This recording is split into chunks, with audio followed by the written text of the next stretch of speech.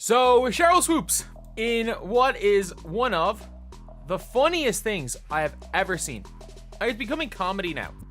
Like, Caitlin Clark is Voldemort now for Sheryl Swoopes. This is the funniest player, former player, whatever you want to call it, beef. I don't know what you can even call this at this stage. After months of criticizing Caitlin Clark and predicting doom for the Indiana Fever, Sheryl Swoopes is eating her words one by one as the franchise builds what could be a WNBA super team around their rookie sensation. Look, I know I talked about this already, but I continued to get excited thinking about it more because good luck guarding Caitlin Clark in the Indiana Fever. The Indiana Fever is still making some of the biggest moves in WNBA history, all to help Clark win a championship in 2025. And trust me, you won't believe how spectacularly wrong Swoopes' predictions turned out to be. But before we talk about Swoopes' remarkable change of heart, let's look at the moves that have the basketball world buzzing.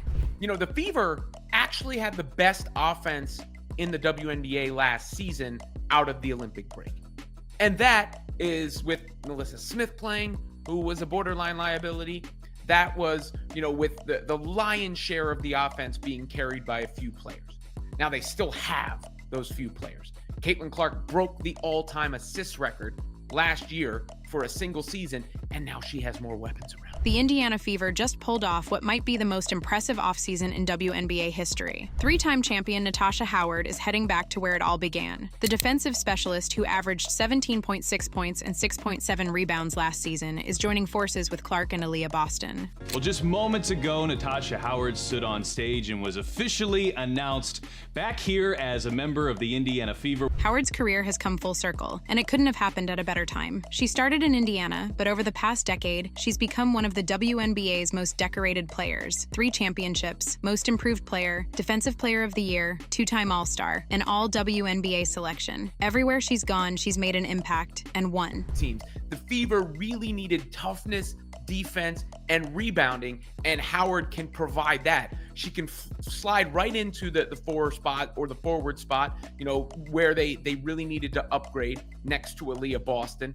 Obviously, that core of Boston, Mitchell, and Clark is able to put up buckets, but you get a glue type player in Howard who can put pressure on the rim, move in transition, do all of those things, and is a... Indiana is truly building something special, and Howard might just be the missing piece. But that's not all. Sophie Cunningham, the battle-tested sharpshooter who knocked down 37.8% of her threes last season, is also Indiana-bound. Well, so in the same day as they get Natasha Howard, they get Sophie Cunningham, possibly adding 2 starters, while also bringing Kelsey Mitchell back, and in year 2 of Caitlin Clark. After 6 seasons in Phoenix, Sophie Cunningham is bringing her toughness and scoring ability to Indiana. Drafted 13th overall in 2019, she's played 182 games, shooting an impressive 42.2% from the field and 36.2% from deep. Her best season? That came in 2022, when she averaged career highs in points, field goal percentage, and rebounds per game. Now, she's ready to bring that same energy to a young, hungry Fever squad looking to make some noise. Add 2-time WNBA champion DeWanna Bonner to the mix, and suddenly the Fever looks less like a rebuilding team and more like a title contender. DeWanna Bonner has been getting it done in the WNBA for 15 years. Originally drafted number 5th overall by Phoenix in 2009, she spent a decade with the Mercury, winning 2 championships, earning 3 All-Star nods, and taking home 3 Sixth Woman of the Year awards. She's the definition of consistency and experience. Then, after being traded to Connecticut in 2020, she didn't slow down. She helped lead the Sun to the playoffs every season, including a trip to the WNBA Finals in 2022. Over her career, she's averaged 14.9 points per game while shooting 41.6%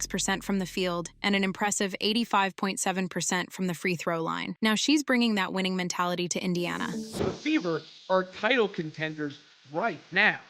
That's the deal with this deal. Well, I mean, it's crazy to see the way that the Indiana front office has conducted its business. I mean, they have been super duper duper busy. Before we continue, drop a comment below with your championship predictions for the Fever next season. I have a feeling we're about to witness something special. Now, let's talk about Sheryl Swoopes and what has become of all her predictions. Remember when she said Clark would struggle in the WNBA? When she claimed Clark wouldn't be able to replicate her college success? Well, 19.5 points, 8.4 assists, 5.7 rebounds, and 1.3 steals per game later. Those predictions are aging about as well as milk left out in the Indiana summer heat. But let's start from the beginning. Back in February 2023, before Clark even played her first WNBA game, Swoopes stirred up some drama. Clark had just broken the NCAA scoring record, a huge achievement by any measure. But instead of congratulating her, Swoopes questioned whether it was truly a broken record. If you're going to break a record, to me, if it's legitimate, you have to break that record in the same amount of time that that player set it. If Kelsey Plum set that record in 4 years, well, Caitlin should have broke that record in 4 years.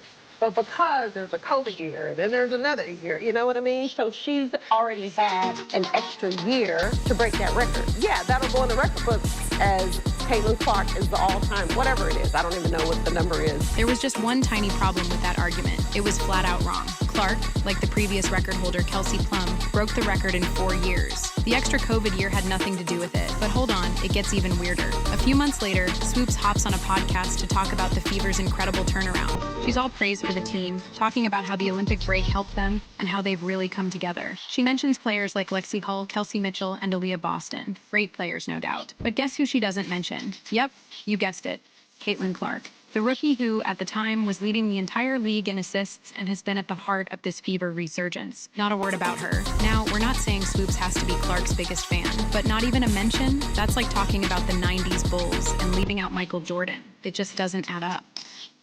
You realize that Chelsea is Fast forward to September, Swoopes went on Gil's Arena and painted a dramatic picture of Indiana Fever players desperate to leave because they couldn't handle being on Clark's team. She even had the nerve to use Aaliyah Boston as an example, asking, what happens when Aaliyah ain't playing well again? Well, Sheryl, what happened is Boston signed through 2026 and is absolutely thriving.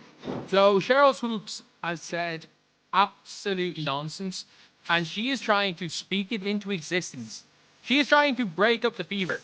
She is actually trying to break up the Indiana Fever. Swoopes' plan of breaking up the Fever went a step further, as she claimed that there was a lot of other ST going on in the Fever locker room. Interestingly, she practically guaranteed players would be running for the exits because they don't want to be under Clark's shadow. I think she's just spitball.